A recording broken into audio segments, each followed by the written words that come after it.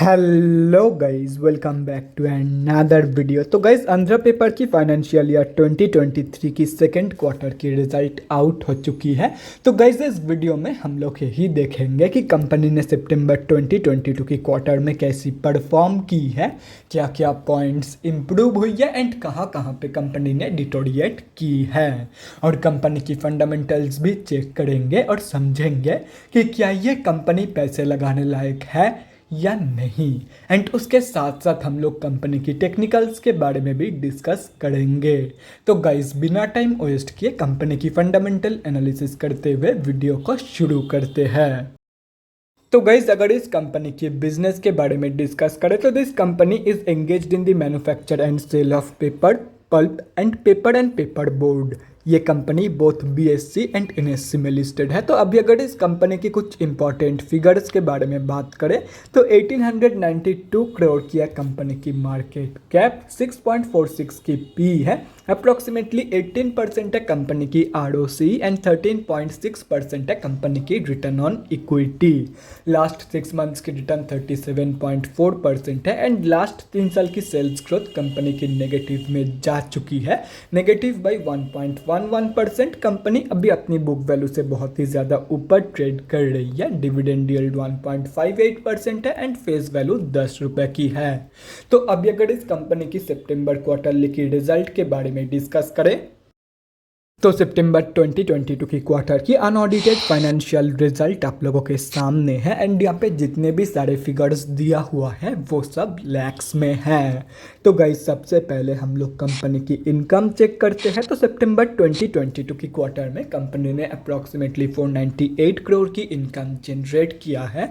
और अगर ये जून 2022 की क्वार्टर एंड सितंबर 2021 की क्वार्टर से कंपेयर किया जाए तो जून 2022 की क्वार्टर में कंपनी ने अप्रॉक्सीमेटली 461 करोड़ की इनकम जनरेट किया था एंड सितंबर 2021 की क्वार्टर में अप्रॉक्सीमेटली 359 करोड़ की इनकम।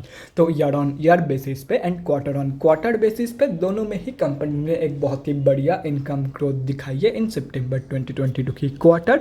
तो अभी अगर इस कंपनी की नेट प्रॉफिट मतलब प्रॉफिट आफ्टर टैक्स के बारे में डिस्कस करें तो सितंबर 2022 के क्वार्टर में कंपनी ने अप्रॉक्सीमेटली 113 करोड़ की प्रॉफिट पोस्ट किया है।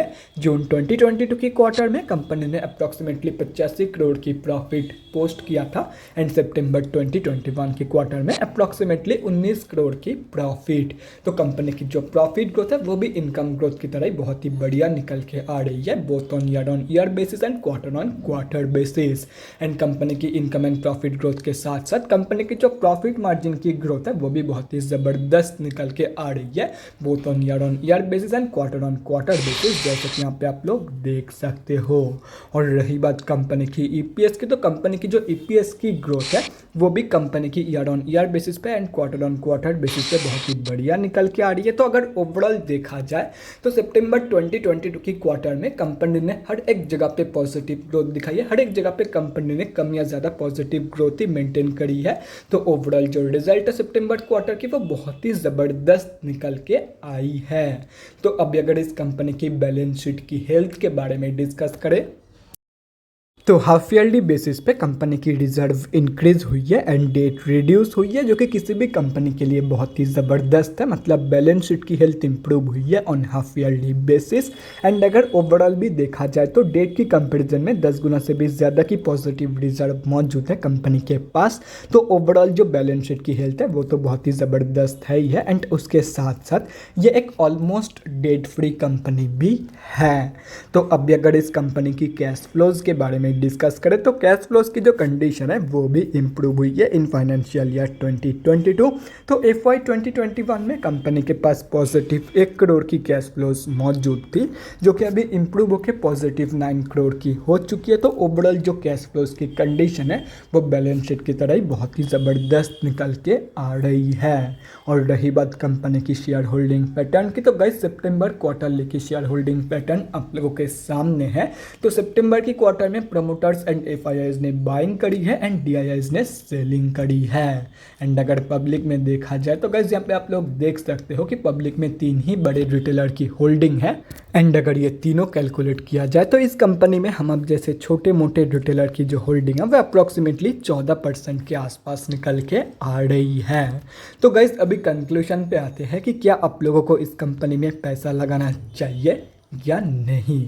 तो देखो गाइस, सितंबर क्वार्टरली की जो रिजल्ट है वो बहुत ही ज़बरदस्त निकल के आई है, लेकिन कंपनी की जो लास्ट 3 साल की ओवरऑल सेल्स ग्रोथ है वो नेगेटिव में है। तो ऐसे में मैं यही बोलूँगा, आप लोग डेफिनेटली इस कंपनी में शॉर्ट टर्म के लिए पोजीशन प्लानिंग कर सकते हो, लेकिन अगर लॉन्ग टर्म के लिए इस कंपनी में आप लोग पैसा लगा रहे हो तो लॉन्ग टर्म के लिए इस कंपनी के ऊपर भरोसा होना ज़रूरी है कि लॉन्ग टर्म में ये कंपनी आप लोगों को बहुत ही बढ़िया रिटर्न देके जा सकती है। अगर ये भरोसा है इस कंपनी के ऊपर तो ही इस कंपनी में पैसा लगा फॉर लॉन्ग टर्म, अदरवाइज सिर्फ और सिर्फ short term trade low and profit को एंजॉय करो। तो गाइज अभी अगर इस कंपनी की टेक्निकल्स के बारे में डिस्कस करें तो यहाँ पे हम लोग आ चुके हैं एनएससी के डेली चार्ट पे। तो गाइज सबसे पहले हम लोग ये समझते हैं कि कंपनी में अभी चल क्या रहा है। तो गाइस कंपनी अभी अपनी 200 की मूविंग एवरेज से ऊपर ट्रेड कर रही है, मतलब कंपनी अभी ऑफिशियली अप ट्रेंड में है। एंड अगर देखा जाए तो अभी ये कंपनी जो है वो एक एम पैटर्न या तो फिर डबल टॉप पैटर्न की फॉर्मेशन कर रही है अपनी ही लास्ट 52 वीक हाई की रेजिस्टेंस से रिजेक्शन फेस करके। अगर ऊपर चली जाती है तो ये एम पैटर्न या तो फिर डबल टॉप पैटर्न की फॉर्मेशन नहीं होगी, लेकिन अगर कंपनी ऐसे रिजेक्शन फेस करती है तो यहाँ पे एक प्रॉपर एम पैटर्न बन सकती है। एंड अगर ये एम पैटर्न की ब्रेकआउट हो जाती है तो आप लोग 371 रुपीज़ तक की फॉल एक्सपेक्ट कर सकते हो फ्रॉम दिस कंपनी, जो कि इसकी नेक्स्ट सपोर्ट बेस है। तो अभी अगर इस कंपनी में फ्रेश एंट्रीज के बारे में बात करें तो सबसे पहले देखो कि कंपनी में होता क्या है।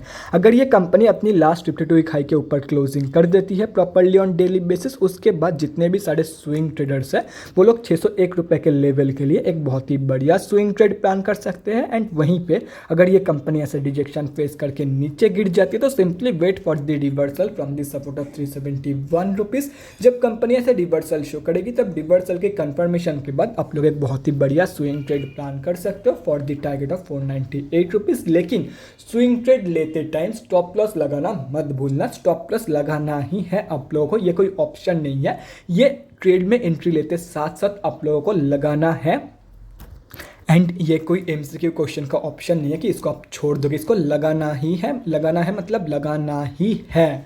विदाउट स्टॉप लॉस किसी भी इंट्राडे एंड स्विंग ट्रेड में एंट्री नहीं करना है आप लोगों को। और रही बात short term traders and long term investors की, तो देखो गाइस अभी एंट्री मत करो, आइदर इस कंपनी को रिजेक्शन फेस करके 371 रुपीज़ तक की फॉल शो करने दो, या तो फिर इस कंपनी को अपनी लास्ट 52 वीक हाई के ऊपर निकलने दो। अगर ये कंपनी ऊपर चली जाती है तो सिंपली 498 रुपीज़ के ऊपर प्रॉपरली डेली बेसिस पे क्लोजिंग के बाद आप लोग इस कंपनी में एंट्री प्लान कर सकते हो for both short term and long term. और अगर नीचे गिर जाती है तो आप लोग 371 रुपीज़ के आसपास भी इस कंपनी में एंट्री प्लानिंग कर सकते हो।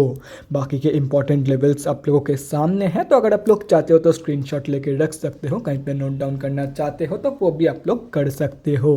तो guys that's it for this video, अगले वीडियो में मिलते हैं गाइज। Thanks for watching. और गाइज अगर आप लोगों के मन में कोई भी डाउट या क्वेरी रहती है स्टॉक मार्केट या किसी भी स्टॉक से रिलेटेड तो कमेंट सेक्शन में कमेंट करके मुझसे पूछ सकते हो, या तो फिर मेरे इंस्टाग्राम का लिंक आप लोगों को डिस्क्रिप्शन बॉक्स में मिल जाएगा, जाके वहाँ पर भी मुझे डीएम कर सकते हो फॉर एन 1-on-1 कन्वर्सेशन।